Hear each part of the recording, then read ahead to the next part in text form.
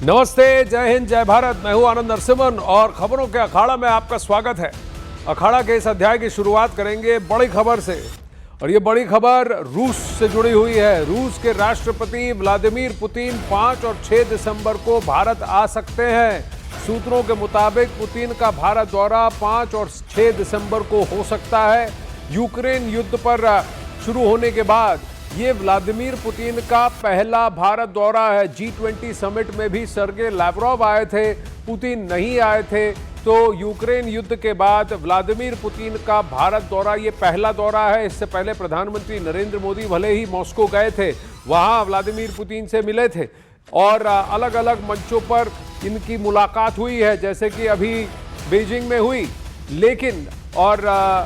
लेकिन इस यूक्रेन युद्ध के बाद पिछले 3-3.5 सालों में यह पहली बार होगा कि व्लादिमीर पुतिन भारत आ रहे हैं और ऐसे वक्त पे भारत आ रहे हैं जहां भारत पर बहुत ज्यादा दबाव अमेरिका बना रहा है कि वो रूस से तेल की खरीद को बंद कर दे। नीरज इस वक्त हमारे साथ जुड़े हैं। नीरज, बावजूद इस प्रेशर के सर्गे लैवरोव ने कल ही बयान दिया था कि भारत और रूस के संबंध आपसी हैं, किसी के दबाव से ये तयशुदा नहीं होते या इस पर कोई इंपैक्ट नहीं होता, असर नहीं होता। आनंद, बिल्कुल रूस की तरफ से बार बार इस बात की मजबूती दर्शाई जाती है, लेकिन सबसे अहम बात यह है कि देखिए दिसंबर में तो पहले भी घोषणा हो चुकी थी कि राष्ट्रपति पुतिन को भारत आना है। ये पहला दौरा होगा यूक्रेन युद्ध के बाद भारत का राष्ट्रपति पुतिन का। लेकिन 5 और 6 दिसंबर की तारीख जो है वो उनके भारत की तारीख हो सकती है और ये अपने आप में अहम है। हालांकि आधिकारिक तौर पर जो घोषणा है आनंद, वो आने वाले महीनों में की जाएगी। मुझे लगता है दिसंबर में तो नवंबर में आधिकारिक तौर पर तारीख की घोषणा की जाएगी। लेकिन एक बात तय हो गई है कि राष्ट्रपति पुतिन का दौरा होगा और वो तारीख 5 से 6 दिसंबर होगी। इस दौरे के दौरान आनंद, रक्षा और व्यापार के मुद्दों पे बातचीत होगी और जो अभी जियोपॉलिटिकल स्थिति है उन तमाम पहलुओं पे दोनों नेताओं की बातचीत होगी। पिछले बार पीएम 2 बार रूस का दौरा किया था। अभी हाल ही में आपने देखा होगा कि SCO सम्मेलन के दौरान किस तरह से दोनों नेताओं की मुलाकात हुई थी। तो भारत और रूस के संबंध बहुत मजबूत है और इस दौरे के दौरान आनंद एक और महत्वपूर्ण बात बता दें कि सालाना सम्मेलन दोनों देशों के बीच जो होता है वो भी होगा। तो वो जो एनुअल समिट है वो होगा, सालाना सम्मेलन होगा, लेकिन क्या वो सिर्फ महज दिल्ली में होगा कि जहां पर डिफेंस कॉरिडोर बन रहा है उसके आसपास या कोई नई फैक्ट्री लगनी है उसके आसपास होगा? बहुत बड़ा प्रश्न है कि क्या पुतिन सिर्फ भारत में दिल्ली आएंगे या किसी और शहर में भी जाएंगे? भी दौरे के कार्यक्रम है या जिस बात का आप जिक्र करें उसके बारे में फाइन ट्यून करने के बाद ही भारत सरकार और विदेश मंत्रालय तय करेगा कि पुतिन कहां जाएंगे। लेकिन अभी तक जो जानकारी है उसके मुताबिक वो दिल्ली आ रहे हैं। जी, धन्यवाद नीरज।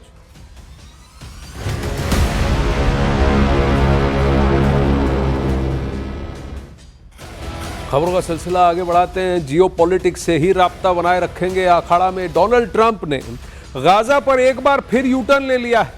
उन्होंने हमास को युद्ध समझौते के लिए 4 दिन का वक्त दिया है। पहले ट्रंप ने 72 घंटे का अल्टीमेटम दिया था, जिसे अब उन्होंने बढ़ाकर 4 दिन का कर दिया है। जबकि बेंजामिन नेतन्याहू ने ऐलान किया है कि गाजा सिटी से इजराइल की सेना वापस नहीं होगी और ना ही फिलिस्तीन देश बनेगा। इन सब के बीच कतर ने दोहा वार्ता में तुर्की को शामिल करके इजराइल को फिर से भड़का दिया।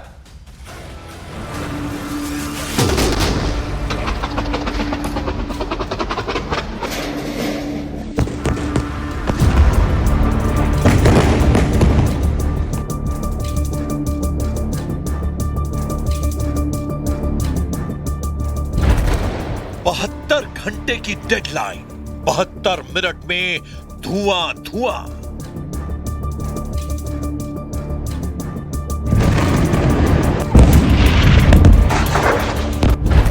बीस शर्तों के बदले नेतन्याहू के 200 धमाके।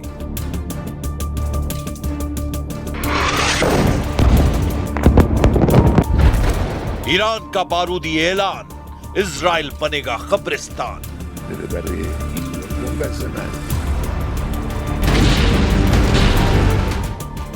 जब ट्रंप गजा युद्ध समझौते का क्रेडिट लूट रहे थे, तब इजराइल बारूदी तांडव मचा रहा था।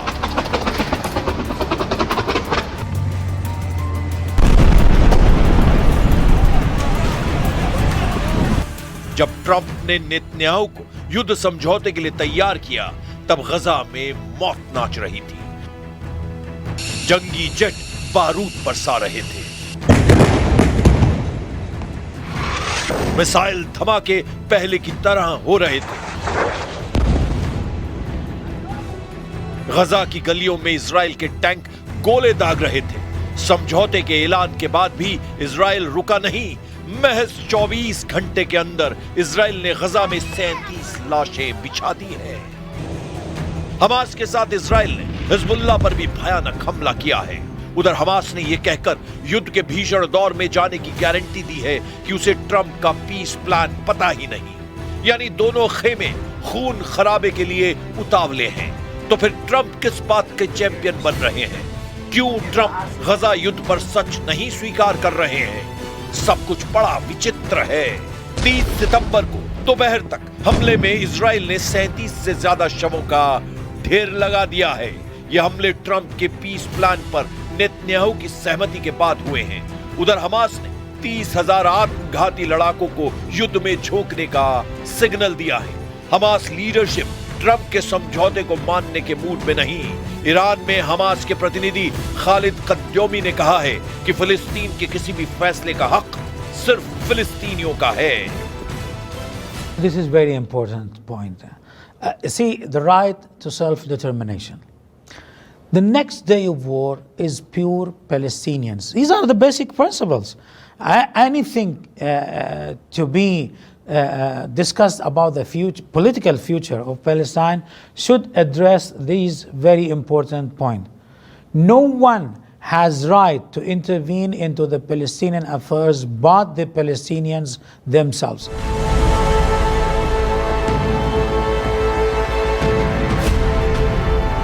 हमास को ट्रंप के पीस प्लान में खामियां ही खामियां दिख रही हैं, तो नेतन्याहू ने भी अपना स्टैंड बदल लिया है।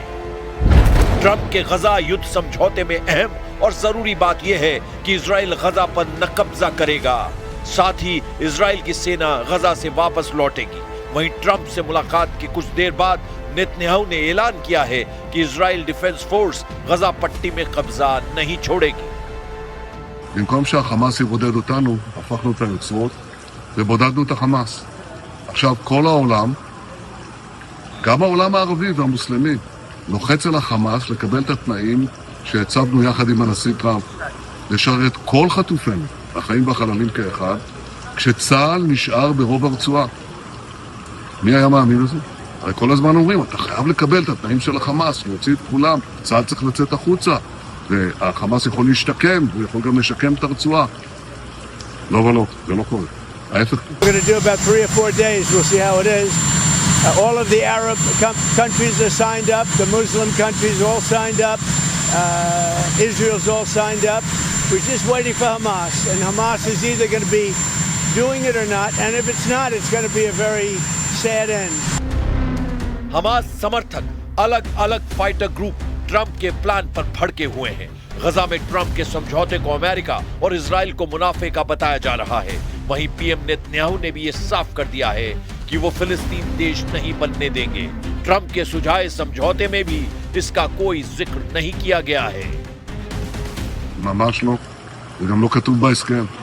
אבל דבר אחד כן אמרנו, שאנחנו נתנגד בתוקף למדינה הפלסטינית. הנשיא טראמפ גם אמר את זה, הוא אמר שהוא מבין את זה, הוא אמר באו"ם גם שזה יהווה את פרס עצום לטרור וסכנה למדינת ישראל, וכמובן שאנחנו לא מסכימים. ट्रंप की 20 पॉइंट गजा डील की यूरोप और अरब देशों में जमकर वाहवाही हुई, लेकिन जिनके बीच ये समझौता होना है वहां सब ठीक नहीं। फिलिस्तीनी इस्लामिक जिहाद समूह के चीफ ने ट्रंप के पीस प्लान को अरब वर्ल्ड की तबाही बता डाला है। ईरान समर्थित लड़ाका ग्रुप के चीफ जियाद अल नखाला ने कहा है कि गजा पर अमेरिका और इजराइल की घोषणा क्षेत्र को उड़ाने का नुस्खा है। कुछ विदेशी नेता इस योजना को लेकर आशावादी हैं, लेकिन ये इजराइल को फिलिस्तीन पर लगातार हमले का नुस्खा बनेगा।